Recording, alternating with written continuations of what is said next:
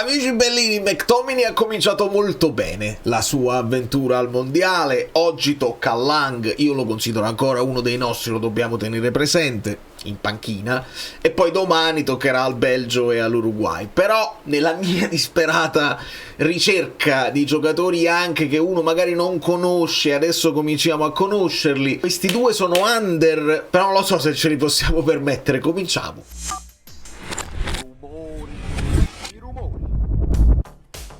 Allora, ricappone mondiale e ricappone di mercato, perché si fanno sempre i nomi di mercato, alcune cose le sappiamo già. Possiamo mai dire Ghila tutti i giorni? No, non lo possiamo dire. Sappiamo che molte squadre, alla Lazio si è aggiunta mi pare il Monza e il Sassuolo, che possono fare solo mercato a costo zero.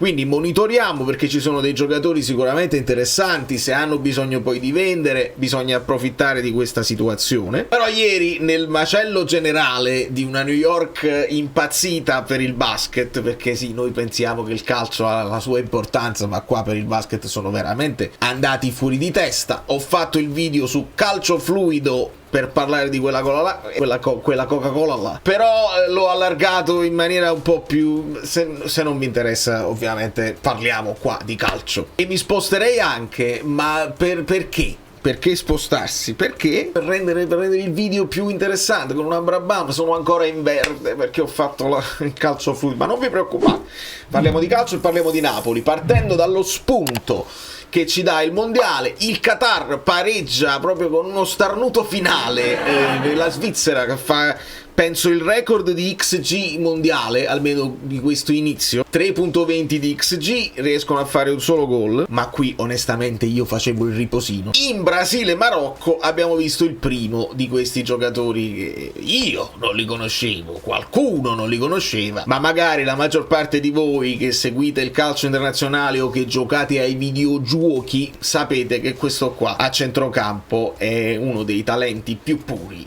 che ci sta consegnando il campionato francese, e nello specifico lo scouting dell'Lille, che va sottolineato. Fanno paura, trovano giovani forti, una continuazione ogni anno. E mentre il Brasile in grande affanno riesce a pareggiarla ma non riesce poi a ribaltarla, inevitabilmente gli occhi sono finiti su Ayoub Boadi. E dico, ma chi è su Ayoub? Proprio interessante. Se si vedeva al primo acchitto che era giovane, non pensavo così giovane. Signori, 18 anni è del 2007, è una roba impensabile, però già da qui vedete come è inarrivabile, perché già vale 54 milioni.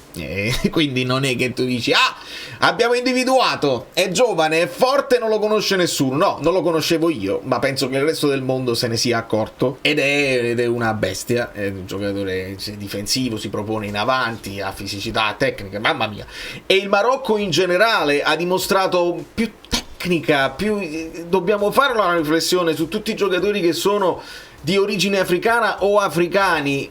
Il calcio più bello, più tecnico sta avvenendo da là. I giocatori con più talento e che hanno anche quella fisicità per reggere l'urto con il talento stanno venendo tutti da là, e sembrano addirittura più tecnici di quelli che poi vengono dal Sud America. La riflessione è generale, può essere banalotta, ma pare che va fatta. Insomma, questo è il primo di quelli che ha veramente impressionato. Facciamo una lista generale. Io ho fatto il nome di Reina, che comunque non era un giocatore nuovo sotto i radar, però poteva essere una scommessa visto il costo abbordabile. Questo qua un costo abbordabile non ce l'ha, ed è sfizioso vedere come il valore di mercato del Brasile, 541 milioni sommando tutti i giocatori titolari in campo, e ovviamente Vinicius 150, Rafinha 72. Il Marocco si difende con 326 milioni e non è poco. Io penso che l'Italia in questi contesti veramente farebbe ridere i polli. E insomma, visto questo pareggio tra Brasile e Marocco, che visti i valori in campo è anche un risultato giusto, ne può approfittare la Scozia con questa vittoria di Horto Muso contro Haiti, che voi stavate dormendo oppure l'avete vista in notturna o avete visto gli highlights. Haiti se l'è giocata, Haiti con grande entusiasmo. Sì, obviously for me and Kevin it's That's not Italian. troppo. No, in italiano. Questo è Kevin, una buona giocatore con con me è semplice tu giocare con Kevin, so per me oggi è una grande vincere con una grande squadra, con Calgary in casa. Con la freschezza di giocatori che ci hanno provato in tutti i modi, che sono venuti meno un pochino nell'ultimo passaggio, nella tecnica di base, però ci hanno provato, e di fronte trovano una Scozia che ci mette tutto l'orgoglio, e sembrava il calcio di una volta, anche a livello di formazioni, quella Scozia con un 4-4-2 di stile inglese degli anni 90, con gli esterni a piede dritto, uno mancino da una parte e uno destro dall'altra, ed è lì che abbiamo notato un gioiellino, quello forse più abbordabile, specialmente se Scott ci mette una buona parola, che è questo qui, 20 anni, Ben Gannock Doak, 20 anni, di piede destro che gioca a destra, prende la palla, ti punta sempre, e punta poi a mettere cross in mezzo, non a piede invertito ma col piede suo, quindi il calcio di una volta. Poi un pochino l'ho accusato il calcio di una volta, che non era bellissimo da vedere onestamente, vista anche insomma le qualità tecniche, e ha sofferto anche Scott, devo dire la verità. Mi ha dato la sensazione di un giocatore che sapeva di avere uno spessore tecnico-tattico proprio molto superiore ai compagni, di conseguenza si è preso dei rischi e delle responsabilità, commettendo anche molti errori in fase di impostazione e in uscita. Contemporaneamente, la volta che è riuscita ad andare al tiro, è svettato di testa più volte, il suo palo lo ha preso, stava per segnare McDowell, stavo per alzare i decibel di quelli che esultavano per il basket. Ma insomma, Scott non ha una grandissima partita, forse anche un po' con lo stomaco sottosopra. Bene però che abbiano fatto questi 3 punti che possono essere fondamentali per passare il turno. Per la Scozia segna McGinn con un tiraccio che viene deviato da, se non sbaglio, proprio uno di quelli che costa di più di Haiti. Ma McGinn è un altro di quelli là che, onestamente, sapete il fatto del calabrone che non potrebbe volare, ma lui non lo sa e vola lo stesso? Tra l'altro è una cosa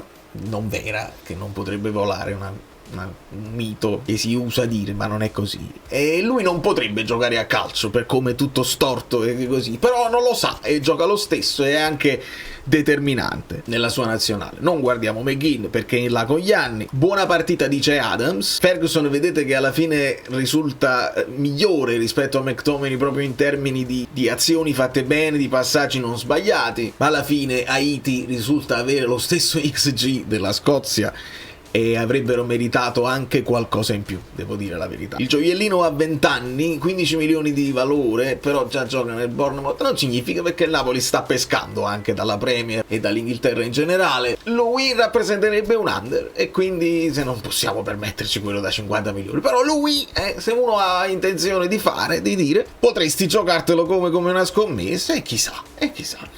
Buttiamo lì delle idee, visto che non possiamo sempre inseguire le solite cose degli insider, degli esperti di mercato, perché si stanno facendo stantii, stanno diventando un pochino noiosi, ripetono tutti i giorni la stessa cosa e non possiamo fare. Quindi vai Scott.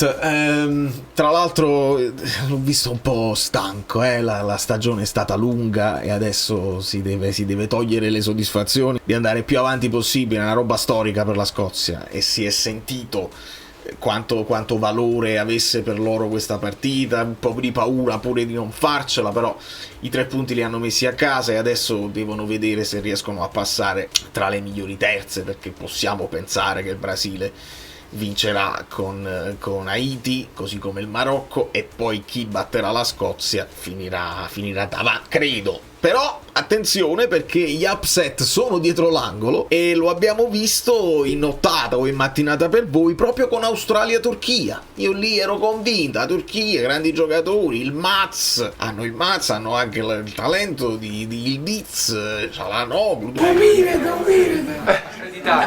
Sembra quasi che sai, poco. Allora,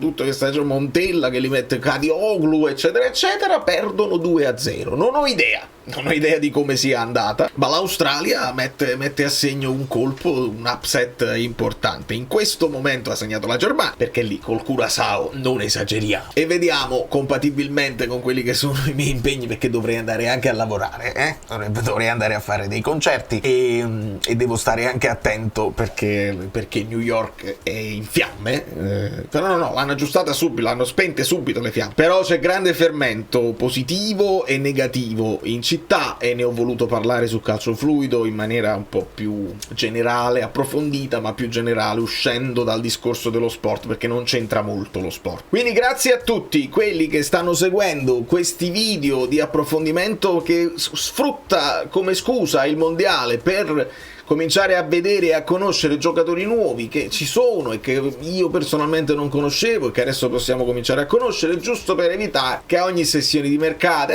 chiesa, idea frattesi, sempre gli stessi. Ci sono giocatori nel mondo e non è detto che debbano essere sempre gli stessi, sempre che riusciamo, e questo è importante, a liberarci delle zavorre, perché la rosa è folta, è foltissima, e prima di vendere, cioè prima di comprare dobbiamo vendere. Le notizie per lasciarci un pochino con la speranza e il positivo. Ho letto il Genoa tipo potrebbe essere interessato a Lucca, per esempio, pure il Bologna magari interessati a Lucca.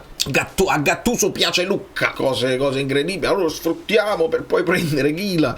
Non lo so se tutto questo è vero, però dobbiamo sperare che alcuni giocatori si possono recuperare. Non lo so, parlano di Lang, però là bisogna vedere tatticamente dove lo inserisci.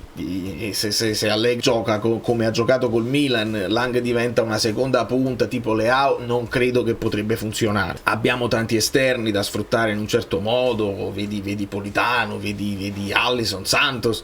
Insomma, bisognerebbe ragionare anche sul modulo, però ci sono anche giocatori che insomma è difficile da recuperarli, non per caratteristiche tecniche ma per un fatto di mentalità, e se non sei riuscito a cacciare il meglio di te con un allenatore come Conte, che di solito ti porta ad essere la migliore versione di te stesso, non lo so quanto ci si può scommettere l'anno prossimo. Magari alcuni al contrario preferiscono un Allegri più gestore, meno comandante, meno sergente, e possono giocare meglio così. La speranza è l'ultima a morire. Da New York, Valerio Fluido è tutto, vi abbraccio e vi bacio. Se avete visto dei giocatori come state facendo in privato, segnalatemeli, noi poi li studiamo.